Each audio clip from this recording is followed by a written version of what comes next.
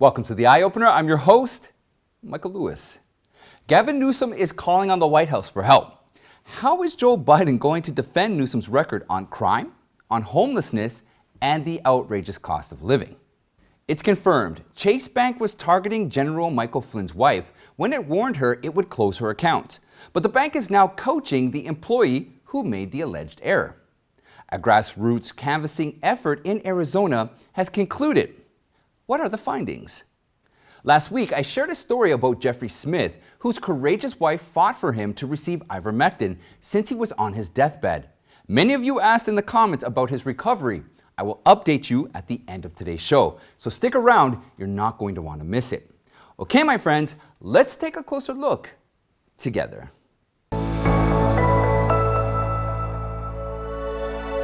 California Governor Gavin Newsom is calling on the White House to help him out for the recall election.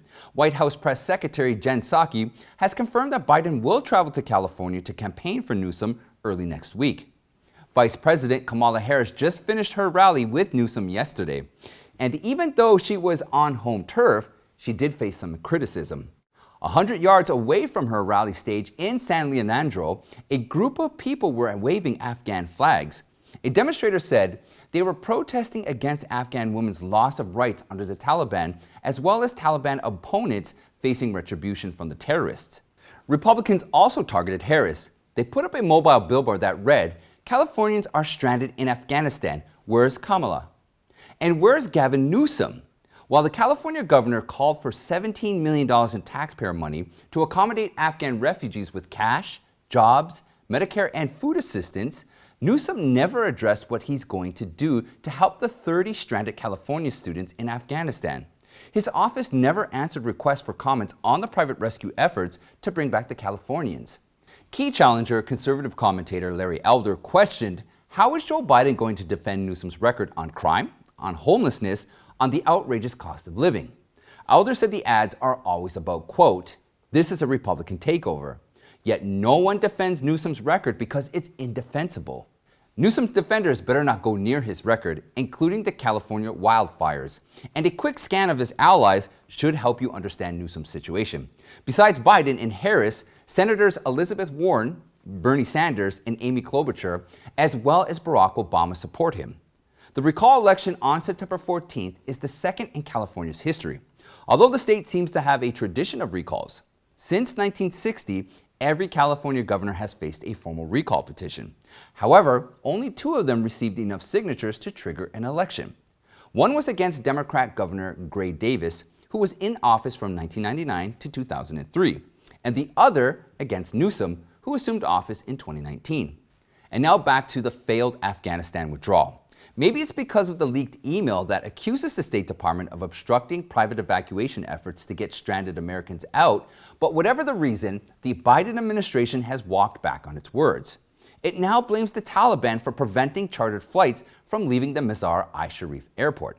On Wednesday, for the first time, Secretary of State Antony Blinken said the Taliban is not permitting private flights to depart because the terrorist group claims some of the passengers do not have the required documentation.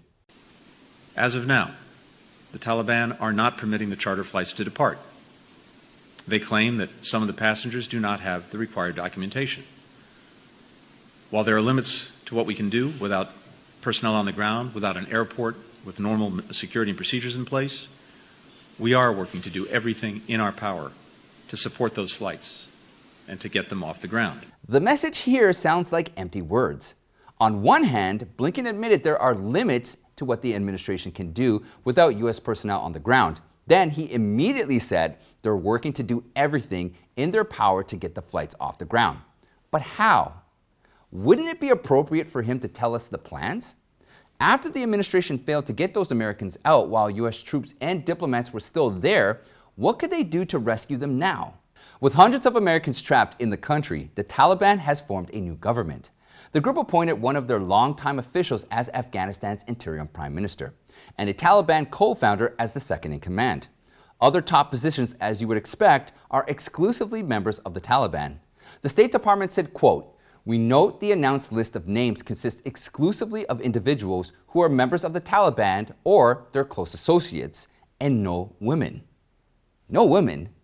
Do you think adding women to the Taliban cabinet will make a difference? The Taliban is not an elected body. The terrorist group overthrew the elected Afghan government. Whoever is in these positions, no matter how inclusive and diverse it may be on the surface, they don't represent the Afghan people. Having women leaders in the Taliban doesn't mean women's rights are protected. However, the Biden administration said it wouldn't recognize a Taliban-led government if it wasn't inclusive. Now, let me be very clear here. Inclusiveness of the Taliban body is irrelevant to the prospects of the country. Switching the subject to education, a professor from Portland State University has resigned.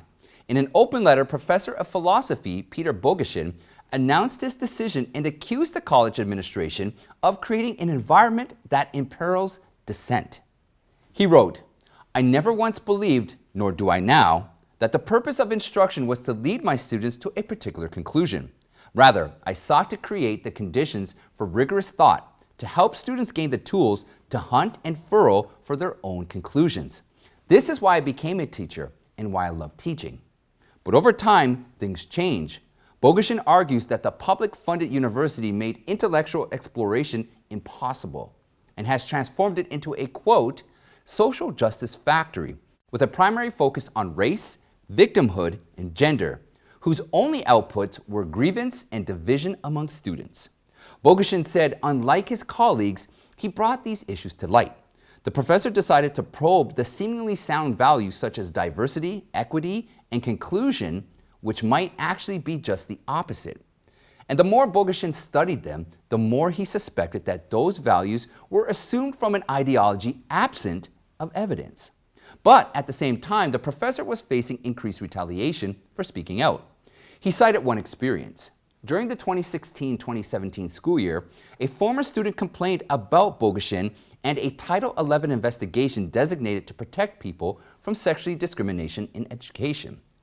Portland State prohibited Boghossian from discussing the matter further, and the school investigator asked his students if they knew anything about the professor beating his wife and children. The horrifying accusations later became a widespread rumor. Boghossian said he faced more investigations for speaking out against academia's narrative around race, gender, and social justice. The years that followed were marked with continued harassment. Boghossian said he felt morally obligated to resign, as he has taught his students the importance of living by your principles, and one of his is to defend our system of liberal education from those who seek to destroy it. What happened to academia is an irony. Traditional exchange of opinions and debate were replaced by oppressive overtones. The left changed the definition of liberty and justice without warning, but they couldn't possibly endorse freedom of speech and tolerance anymore. They, however, still want you to believe they strive for liberty, social justice, and inclusiveness. How hypocritical. Now, turning to a different development in schools, parents and students are rebelling against the mask mandate. Realistically speaking, it's difficult for anyone to force others to put on their mask once the number of non-compliance gets large. In Manchester, Michigan, a group of parents encouraged their maskless children to enter a school building where a mask mandate is in effect. Last week, the CDC flagged Washtenaw County, Manchester, at a high level of community spread for COVID-19. In response, the county's health department issued a mask order over the weekend requiring everyone in K-12 institutions to wear a mask beginning September 7th. Yet a crowd of maskless students and parents gathered outside Manchester High School. And a father kindly confirmed with a police officer what would happen if the students don't want to wear masks inside. The officer said, "The mandate is a county health department order, and the school is complying, but he's not putting masks on anyone. That's not his job."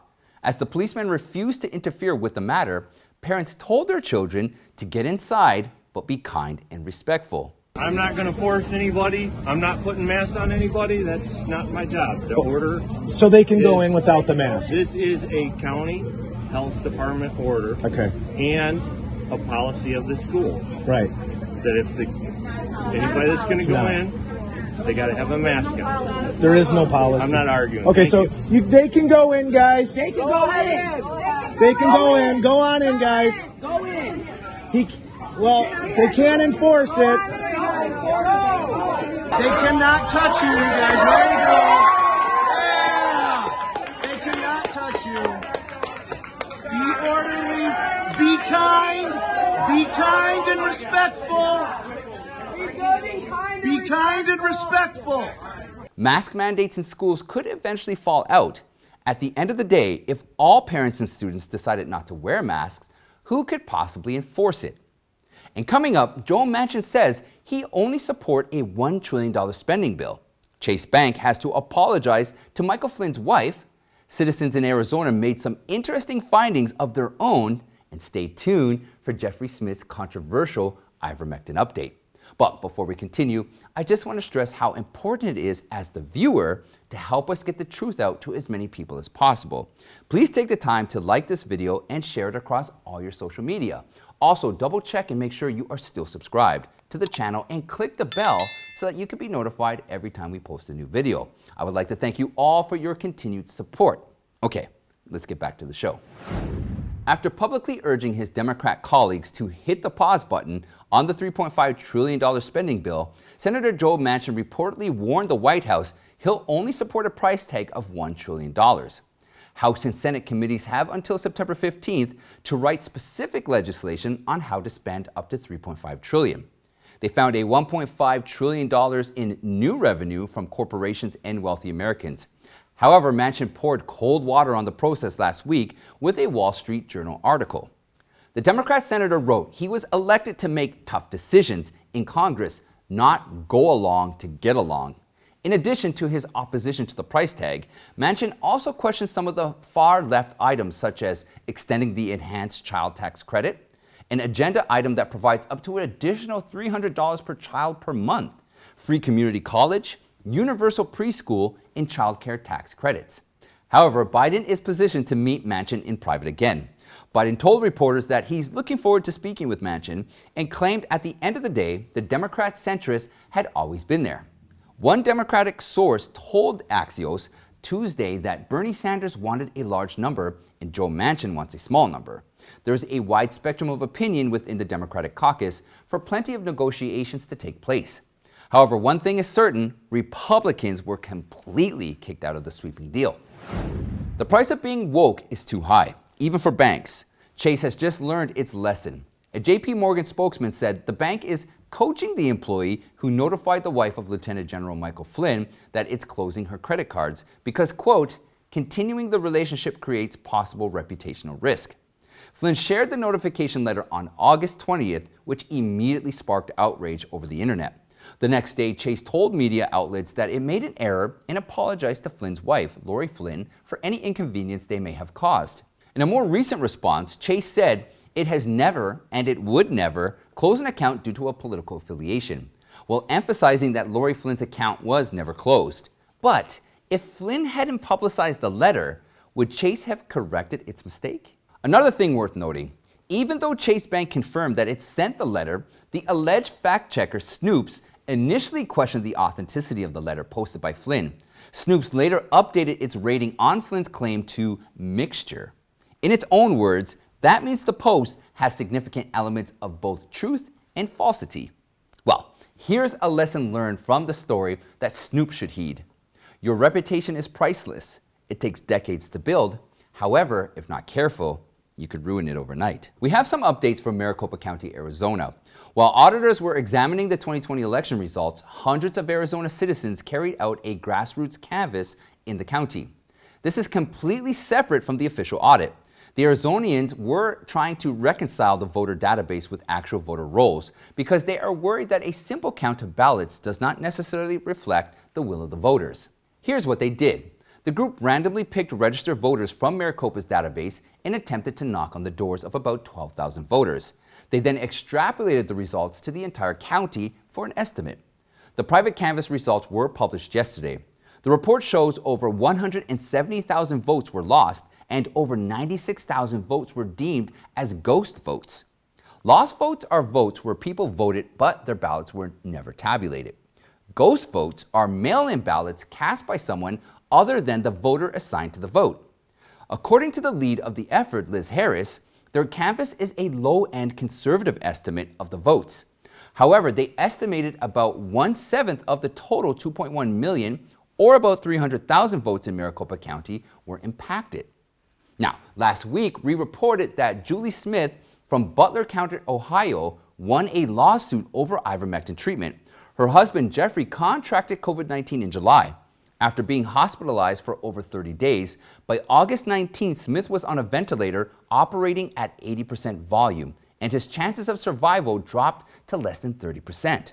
By that time, the hospital Westchester had exhausted every option to treat Julie's husband.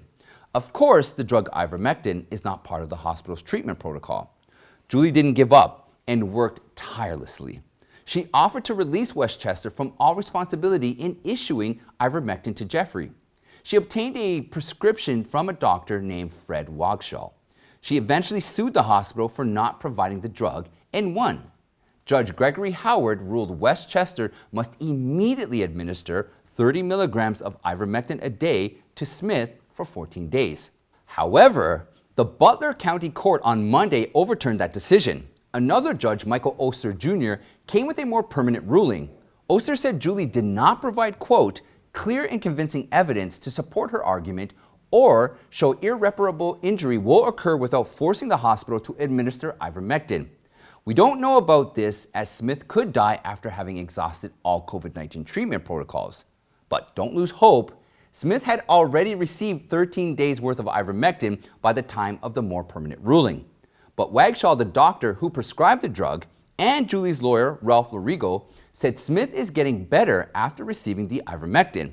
The lawyer said they're hopeful that the 13 days worth of treatment has done enough good to turn the tide. And that's it for today, my friends. Check out the playlist right here for more eye-opening content. You can join me in the Eye Opener Telegram chat room and follow me on YouMaker, Gab, Parler, and Getter. Now don't forget, please sign up to the email list so that we can stay in touch. I'd like to thank you all, and I'll see you next time.